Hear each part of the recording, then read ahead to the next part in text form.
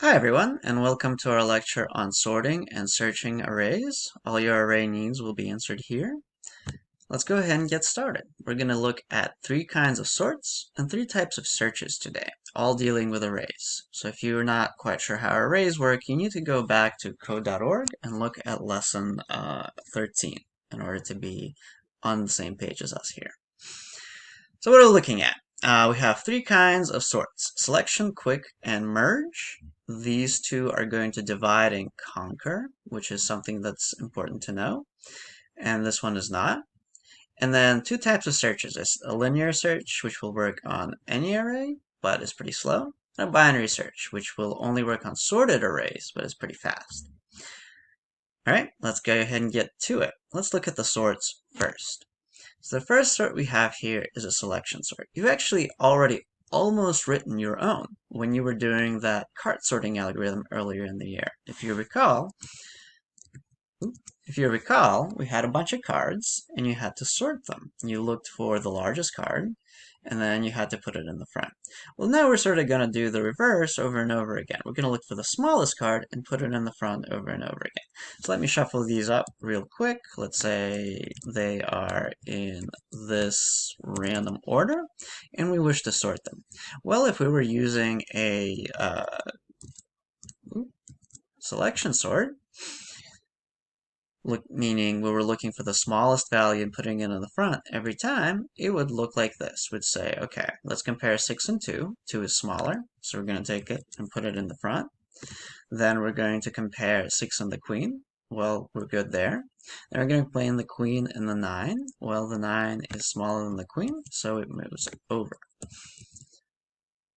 Note that we had to keep comparing values all the way across until we found the smallest one, and then we had to move it to the front. So this overall is relatively slow because you have to keep comparing each of the values against all the other values that haven't been sorted yet.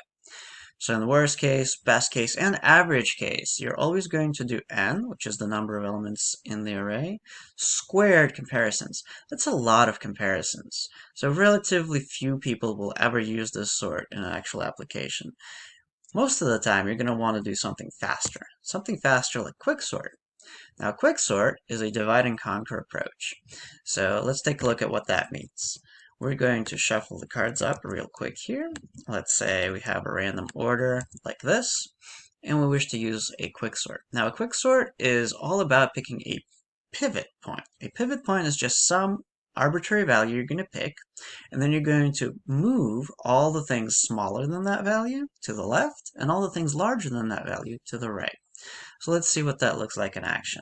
You can pick a pivot value in different ways. Let's say we're just always going to pick the middle one slightly to the left off center. So 2 is going to be our first pivot value, and we're going to compare the 6 and the 2. Well, the 2 is smaller, so we're going to go ahead and pivot the 6 to the right of the 2. And then we'll look at the queen and the 2. Well, the queen is larger, so it's in the right spot. And the 9 and the 2. The 9 is larger, so it's in the right spot. Notice that these two didn't swap because we're not comparing them against each other. We're only comparing them against the 2. So now we know 2 is in exactly the correct spot where it needs to be. And we'll move on and look at now the 6, based on how we're picking our pivot point. So let's compare everything against the 6. We no longer need to compare this 2 because we already know it's sorted. So we'll say, okay, let's look at the 6 and the queen. The queen is in the right spot to the right of the 6. And we'll look at the 6 and the 9. Well, the 9's to the right of the 6, so it's in the right spot. So the 6 is correct. Lastly, we're going to pick queen as our pivot point. Queen is larger than the 9, so the 9 is going to move to the right of the queen. And ta-da! We have sorted our array. Now, it may have seemed a little bit trickier, like there were more steps to this sort, but as far as the computer is concerned, this is a lot faster. Whenever you see something being divided and conquered, being split in half, and you might say, well, we're not splitting the list in half. We sort of are. By dividing it at that midpoint and then rotating everything around, we're drastically reducing the amount of times we have to compare things. So we're going to say this is going to be somewhere near O log n. Anytime you're dividing things in 2, that'll be the case. So the best case scenario here is n log n. So every single thing is going to be compared, and the base here is 2 to log base 2 of n. So that's a lot faster than n squared. Log 2 of n is going to be a much, much smaller value. In worst case, unfortunately, it's still n to the power of 2. And that makes sense. If you were to pick your pivot point in the worst possible way, such that you had to compare every single possible element against it, and every single time you had to move one, you're going to end up with exactly the same thing you saw earlier. It's going to be literally the same exact sort if you were to pick the pivot point each time to be just the next number. So that would be pretty bad. You want to try to pick your pivot point to be roughly in the middle of the unsorted section, and that'll be the most effective. All right. Lastly, the average is close to our best, so that's pretty good. Merge sort, probably the most used sort out of the three, is taking your list and separating it into smaller lists and then recombining them. So what would that look like? Well, so let's shuffle our list up again. Ta-da! Now it's shuffled. What we would do is we would take this list and we would break it apart. We would say, okay, we're no longer looking at this whole thing. We're going to break it up into these two separate lists. And then we would take each of these two lists and do the same thing. We would break them apart and say, okay, now these two are two separate lists, and these two are two separate lists, each one containing just a single element.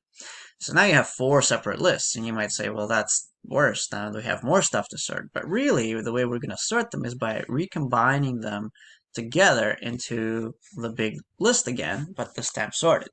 So how do we do that? Well, when we go to merge these two, 6 and 9, we're going to make sure that the smaller value, 6, is to the right of the 9. So when we recombine them, it's going to basically go back to the way it was, although the computer had no way of knowing that was the case ahead of time. And then we'll recombine these two. Well, when we recombine these two, the queen will go to the right of the 2 because it's larger. So it'll look something like this. And then we will recombine these two lists into our final list. So when we do that, we're going to place elements in one at a time. So we'll say, okay, 6 and 2, which one goes in first? Well, the 2 needs to go in first because it's the smallest value. So we'll put in the 2, and then we will put in the 6 because it's the next smallest as we're recombining. And then we'll be left with 9 and queen here, so we'll look at these two and we'll say, okay, 9 goes in next because it is smaller than the queen, and lastly, the queen is all that's left. So all in all, this ends up with exactly the same result. They all do, but it does it in a much faster way. So let's look. It's a divide and conquer approach. There's no pivot point, meaning we can't pick poorly and create that situation where we're basically eliminating any advantage given to us by the divide and conquer approach. So at best, still n log n. At worst, n log n. This way, we can't mess up. And average n log n. So this is a pretty good way to go. Now, I highly recommend you guys check out these links I've posted at the top of each page. That way, if you're not sure exactly what I'm talking about, hopefully this gives you a better overview. Let's go ahead and move on. Here's a video I've posted that maybe explains it a little bit better for some of you. You may check it out. Highly recommend. Let's go ahead and take a look at the next idea. So why would we sort something? Well, typically the reason you want to sort data is you want to find things quicker in a large array. So how do we find these things? Good question. So there's 2 primary ways to search that we're going to look at in this class. There's a linear search and there's a binary search. A linear search is really straightforward. In fact, again, you've already done this one. The very first step of that card algorithm you did earlier was to look for the largest thing. That is a linear search. You look at the first thing, and then you look at the next thing, and the next thing, and the next thing, and just look at each one until you find the thing you're looking for. So if I'm looking for a 9, this is not a 9, this is not a 9, this is a 9. So think about that. How long is that going to take? Well, if the very last element is what you're looking for, and you had to look through all of those other ones leading up to it, it'll take you O of n operations at worst. Now, this doesn't require the data to be sorted, which could be a plus. A binary search uses that divide and conquer approach, which is really nice, right? It speeds things up for us. What does that one mean? Well, this requires the list to be sorted in order to work. If the list is not sorted ahead of time, this will fail every time. What we're going to do is we're going to look for our value somewhere in the middle. So we're going to say, let's say we're looking for the queen. We'll look in the middle. We'll look at the 6. Is the 6 the queen? No. Is the 6 smaller than the queen? Yes. So that means our queen is to the right of the 6. We no longer have to check anything to the left over here.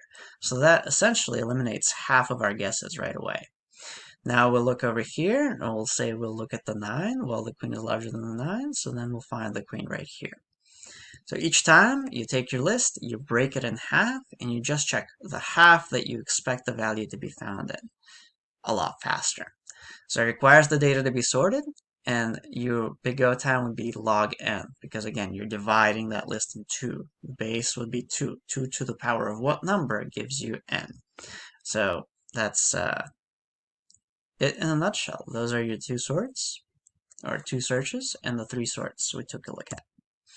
Here's a video of a gentleman explaining linear search in a lot more detail, as well as one for the binary search. I highly recommend you check these out. Alright, that's all I got. I hope you guys got something out of this lecture, and please feel free to get in contact with me if you need help understanding any of these things. I'm available for Zoom meetings, either during my office hours, or always by appointment. Please just shoot me an email if you'd like to have one. Have a good one.